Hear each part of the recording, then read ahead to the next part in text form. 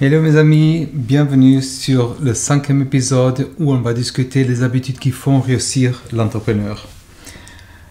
Alors, si tu es là, c'est probablement parce que tu as ce désir en toi de prendre en main ta vie, de te lancer, de faire grandir ton entreprise. Et tu le sais, l'entrepreneuriat, c'est pas un simple job, c'est cette mode de vie.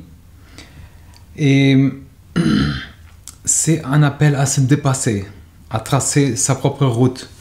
Mais pour évoluer dans ce monde passionnant, je dirais comme ça, et souvent exigeant, toujours exigeant, il y a certaines habitudes qu'on retrouve chez ceux qui réussissent. Et ces habitudes qui, si tu les intègres à ta façon de travailler et penser, peuvent changer tout. Ça veut dire, dans cette présentation, je vais te exposer ces habitudes en profondeur. J'insisterai aussi sur les bénéfices que tu peux en tirer. Et parce que l'entrepreneuriat, ce n'est pas juste des mots ou des concepts, c'est du concret, c'est ton énergie, ta réalité quotidienne, quoi. Notre réalité quotidienne. Et je t'encourage vivement à prendre quelques notes aussi, à réfléchir à comment tu peux introduire tout ça dans tes routines. Et si on reste passif, comme tu sais, rien ne se passe. Alors, c'est ton parcours entrepreneurial et c'est toi qui pilotes. Et chaque habitude, c'est un levier pour montrer et pour monter en puissance. Alors, je sais que parfois on pense que la réussite, c'est de la chance. Bon, il y a un peu de chance. C'est avoir beaucoup de capital et en contact. Mais tout ça aide. Mais crois-moi, les vraies fondations, ce sont ces habitudes. Sont tes habitudes à la fin. Ça veut dire la manière d'organiser ton temps, de nourrir cette créativité, de te former, de relever après un échec. En tout cas, c'est toutes ces petites choses qui, petit à petit, nous amènent à grandir, à dépasser nos limites. Alors, on va découvrir ensemble. La première chose, c'est s'élever, avoir cette clarté. Ça veut dire lever le matin pour ça. Alors, c'est comme une matinée au service de ta mission. La première habitude, c'est commencer la journée, on dirait comme ça, de manière inspirée. C'est pas forcément lever au plus tôt, mais c'est créer un rituel qui te met dans un état d'esprit productif et enthousiaste. Et les entrepreneurs à succès ont souvent cette routine matinale. Par exemple, ils prennent un moment déjà pour réfléchir à leurs objectifs, leurs priorités du jour. Et normalement, c'est la veille qu'on fait ça. Ils lisent une partie d'un livre, des journaux, tout ce qui est motivant, qui font partie, par exemple, de leur marché, de leur projet. Et tu te réveilles plus avec la tête et tu contemples une vision. Tu as une préparation mentale. Tu te conditionnes aussi à prendre en main ta journée au lieu de subir simplement. Et comme tu sais, le corps et l'esprit adorent le rituel. Ça veut dire que c'est comme une base pour enchaîner les journées efficaces. Comment est-ce qu'on peut mettre en pratique ça? Commence par fixer par exemple une plage horaire. Ça peut être à partir de 6h à 8h. Et durant 7 heures, par exemple, tu tiens un petit rituel. Lecture inspirante, écrire tes objectifs, quelques exercices de respiration. L'essentiel, c'est de ne pas se précipiter, par exemple, sur des mails ou des réseaux sociaux déjà. Démarre avec calme, avec un focus sur ce qui compte vraiment pour toi. Deuxième point, c'est la discipline. Ça veut dire, c'est cette deuxième habitude. On parle souvent de la motivation, mais la motivation est fluctuante. Ça veut dire, certains jours, on se sent presque invisible, ou bien. D'autres fois, c'est vraiment en bas. Mais la discipline, elle vient, nuancer ces variations. Ça veut dire, elle permet d'avancer même quand tu n'as pas cette flamme dans la poitrine, ou quand tu n'as pas cette envie, Alors c'est un pilier, tu décides de tes règles de fonctionnement, mais il faut se tenir, c'est clair, coûte qui coûte. Alors ça veut dire que tu construis ta réussite dans la durée, pas avec des coups ponctuels. Tu as plus de confiance en soi si tu respectes tes engagements, tu prouves que tu es fiable, ce qui renforce aussi ton estime. Tu as aussi moins de... Tu sais que tu dois faire, c'est plus clair. Comment est-ce que tu peux cultiver cette discipline déjà? Fixe-toi par exemple une plage horaire dédiée à certaines tâches, par exemple prospection, création de contenu, gestion administrative, et fais l'effort d'y tenir. Gestion administrative par exemple, c'est important. Sois réaliste aussi dans tes objectifs par exemple. Inutile de viser trop pour après perdre confiance. Divise en petites étapes certains projets, célèbre chaque réussite et à ton rythme. Et la troisième, c'est la créativité. Ça veut dire créer au lieu de copier, par exemple. C'est libérer ta créativité. Le monde bouge, comme tu sais, comme on dit tout le temps, si vite. Et on ne peut pas copier juste sa concurrence. Ça n'apporte pas de valeur. L'entrepreneur ose inventer, proposer un regard d'une solution différente, par exemple. Et la créativité, n'est pas réservé, par exemple, à quelques artistes. On dit créativité, on pense directement à un artiste, mais on est un artiste des affaires, quoi. C'est une flamme qui est pour tout le monde. Et ça veut dire, avec ça, tu te proposes des produits ou des services originaux qui attirent une certaine attention, qui séduisent le public. Tu es flexible, si tu es créatif, tu trouves des moyens de contourner des obstacles, exploiter, par exemple, des opportunités. Et créer, c'est aussi s'exprimer, laisser inspirer. C'est au quotidien, quoi. Et comment tu peux développer cette créativité? Alors, il faut s'accorder des moments pour penser, réfléchir. Outside the box, hors du cadre, quoi. Dessiner quelque chose, écrire des idées, brainstorming, lire des livres qui ouvrent l'esprit, qui t'inspirent. Et confronter à certains concepts, à lire des choses, des personnes qui t'inspirent. Travaille aussi, comme je dis, le brainstorming c'est important, c'est un bon groupe. Si tu as un brainstorming avec quelqu'un, ça aide, tu laisses ces pistes. Par exemple, tu écris, si c'est une idée qui semble bizarre, ok, écris là. C'est peut-être quelque chose, il y a quelque chose caché dedans, ok. Et alors, quatrième point, c'est persévérer. Ça veut dire,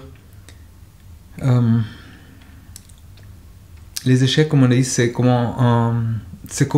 essentiel pour le succès. Ça veut dire la persévérance, c'est ça, quatrième point. Et tous les entrepreneurs qui ont réussi ont préservé, c'est clair, c'est logique. Comme je dis, c'est toujours normal de rencontrer des échecs. Et il faut rencontrer des échecs, sinon il y a quelque chose qui ne marche pas. Et la différence entre ceux qui laissent tomber et ceux qui réussissent, c'est vraiment la persévérance. La capacité de se relever, d'apprendre de ses erreurs et avancer, quoi. Les bénéfices sont, par exemple, chaque fois que tu te relèves, tu te sens plus solide. Tu as ce mental. Tu as une amélioration continue. Ça devient une leçon, chaque échec. Tu adaptes tes stratégies, tu grandis comme entrepreneur. Crédibilité aussi, les partenaires, par exemple, et les clients admirent ceux qui préservent. Voilà. Ça veut dire préservère. Voilà, je suis en train de persévérer.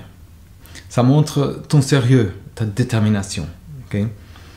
Et comment est-ce que tu peux faire pour cette persévérance? Prends l'habitude de noter chaque petit succès, chaque leçon tirée d'un échec, d'une difficulté, et parle avec quelqu'un, des autres entrepreneurs, écoute les histoires qui peuvent t'inspirer. Et pourquoi? Rappelle-toi pourquoi tu as lancé le business. Cette raison, c'est le pourquoi, c'est le plus profond qui t'aide toujours, même quand tu es fatigué ou découragé. Cinquième point, c'est gérer ton temps. avec une stratégie. Ça veut dire, c'est l'organisation, la gestion du temps. Alors, quand tu es entrepreneur, quand tu fais quelque chose, c'est toujours jongler entre plusieurs tâches. Tu as, par exemple, prospection, développement, tu as administration, communication. Et si tu ne gères pas ton emploi de temps, tu risques de te submerger. Après, s'il y a une urgence, tu es débordé. Ça veut dire, il faut apprendre à prioriser, à dire non à certaines choses, certaines missions, à déléguer ce qui peut être délégué. Ça veut dire, tu ne subis pas tes journées, tu les conduis de manière ordonnée. Tu as une productivité qui est accrue et tu te consacres chaque plage horaire à une certaine tâche. Tu mets ça dans le calendrier, ce temps pour ça, pour ce client, ça.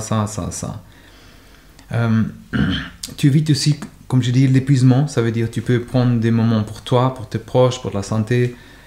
Mais tu peux tester, tu peux utiliser checklist. Il y a des techniques Pomodoro aussi. Il y a un agenda en ligne, tu as, comme je dis, le calendrier, tu as des notes, il y a des to-do list. Et chaque matin, définis tes priorités pour les jours. Surtout, évite de disperser et des distractions. Okay? C'est ça qui nous enlève l'énergie parfois. Et le 6, c'est un peu oser une certaine communication. Ça veut dire communiquer de manière que ça a un impact. Quand on est un entrepreneur, il faut savoir rassurer ses clients, négocier avec les fournisseurs, motiver son équipe. Parfois, c'est une épreuve, surtout si on est un peu timide ou introverti. Mais si tu es là, authentique, si tu parles avec authenticité, c'est partager une histoire, des valeurs, tu vois. Et ça met les gens en phase. Ça veut dire, c'est un message clair, sincère, qui donne envie d'acheter chez toi ou plutôt chez quelqu'un d'autre. Tes collaborateurs se sentent intégrés, écoutés. Ils vont contribuer plus volontiers. Et si tu es à l'aise, par exemple, à exposer ta vision dans des vidéos, dans des conférences, en privé, tu touches aussi plus de monde et renforces cette notoriété. Comment est-ce que tu peux faire concrètement, par exemple, quand tu as une réunion, ou même devant la glace si besoin, tu apprends à t'exposer, apprendre à écouter vraiment avant de répondre, à poser des questions, à reformuler ce que l'autre dit. C'est connu, mais parfois les gens oublient, la communication c'est donner et recevoir, pas seulement déballer quelque chose, tu vois. Et 7e point, c'est développer ce leadership. Ça veut dire, au lieu de commander, faire preuve de leadership, c'est une sincérité, donner l'exemple.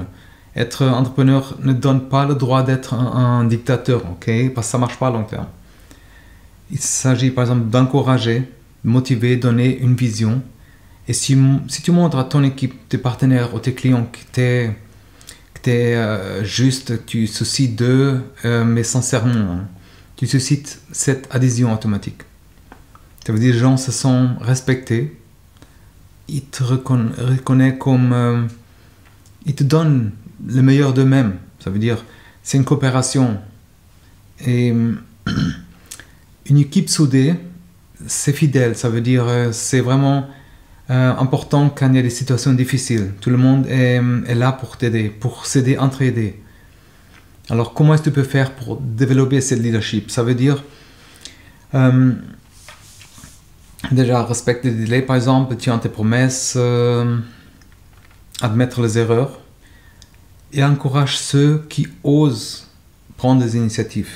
Okay? Il faut vraiment ouverture d'esprit, même si tu es le boss, je sais pas quoi, mais si quelqu'un vient avec une idée, écoute, tu sais, c'est... Alors il faut pas prendre des bonnes idées qui viennent d'ailleurs, ça inspire, et ça, il faut pas forcer, c'est comme ça qu'il y a un peu, c'est là la confiance entre tout le monde. Le 8e point de qualité, c'est la gestion financière. Les chiffres, maîtriser les finances, même si tu n'aimes pas les chiffres, il faut avoir un minimum de formation. Tu sais, l'argent, c'est comme un carburant qui fait tourner une machine. Et si tu suis tes revenus, tes dépenses, ta marge, c'est vraiment important pour prendre des bonnes décisions. Et il ne faut pas craindre faire face à une situation financière. Ça veut dire il faut être lucide et avoir été préparé pour certaines erreurs, par exemple, tu vois. Ça veut dire ça apporte une sécurité, tu évites des surprises, parfois tu anticipes des moments, crée toujours une réserve, crois-moi. Mets toujours de l'argent de côté, ok? Ça, et par exemple, tu peux avoir aussi, si tu connais par exemple tes marges, et tu peux optimiser certaines choses, les prix, les coûts d'investissement, et tout le monde, si tu présentes des comptes comme ça, aux banques, aux investisseurs, ils vont voir que tu tiens à contrôler les choses sérieusement. Ça, c'est important. Parce que, par exemple, tu peux avoir un tableau de suivi Excel ou Google Sheet, ou note chaque entrée-sortie, faire un point chaque semaine ou chaque mois. Et si tu te sens un peu dépassé, tu peux même investir dans un logiciel de comptabilité, mais toujours fais un appel à un comptable si tu as une entreprise. Et il y a des programmes où tu peux travailler ensemble. Et si tu ne peux pas travailler ensemble, parfois, tu ne veux pas investir dans un logiciel juste pour une licence avec lui ou un truc comme ça, ou ça ne vaut pas la peine, juste un Excel, ça suffit parfois. C'est ton business, c'est ta responsabilité. Le 9e point, c'est comme dans une autre vidéo, c'est s'adapter, agir plutôt que subir. Ça veut dire apprendre à s'adapter. Les désirs des gens, les modes de distribution, contexte économique. Si tu es trop rigide, un entrepreneur trop rigide, sans se mettre en question, qu'est-ce qui arrive?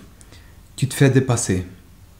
Ça veut dire, quand tu t'adaptes, tu acceptes de changer, même de cap parfois. Quand le marché te dicte quand même. Tu restes fidèle à ton identité, mais tu respectes le marché, ok?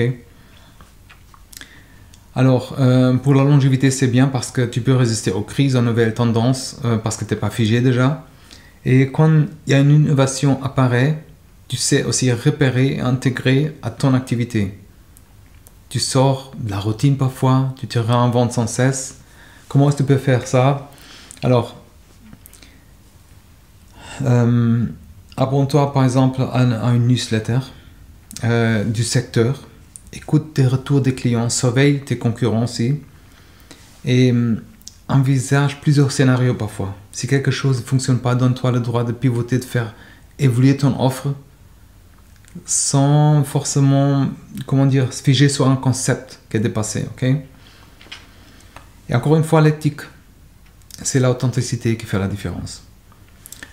Alors je vois des choses où les gens se vendent à tout prix. Mais si tu es sincère, si tu as une démarche sincère et qui est respectueuse, ça se remarque. Okay? Parce que des autres, il y a beaucoup. Il faut être vraiment transparent dans la communication, honorer tes contrats, respecte tes employés, propose des produits de qualité surtout et trompe pas tes clients. Tu sais, c'est la pire chose qu'on peut faire. Ça veut dire, bon, même si on dit c'est des petits trucs, voilà, ça passe inaperçu, mais tu sais jamais. Même pour toi, tu te sens pas profondément correct, tu vois. Alors c'est vraiment comme une noblesse entrepreneuriale, voilà. Ok. Et ça donne aussi une crédibilité. Les clients voient que tu es fiable, tu gagnes en réputation. Ils préfèrent quelqu'un intègre, tu vois, qui ne se cache pas. Et tu peux regarder, comme je disais, dans la glace, chaque jour, sachant que tu n'as pas triché, tu as tes valeurs, ok? Ça, personne ne peut mettre en cause. Okay? Et c'est quelque chose qui paie à long terme. Certaines personnes pensent que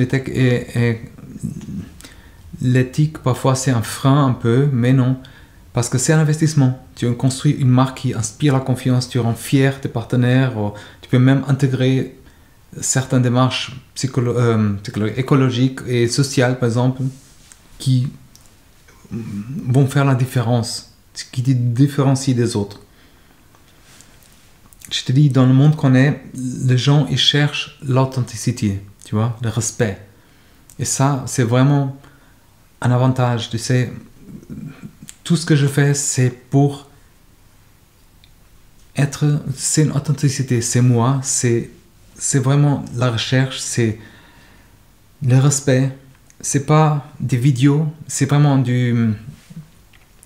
pour aider, c'est vraiment une formation, c'est vraiment une source, c'est pas une source de distraction, c'est pas, alors ça il y a assez, mais les gens qui font vraiment les choses honnêtement, il n'y a pas beaucoup, vraiment pas, je sais pas, il y a pas beaucoup, voilà.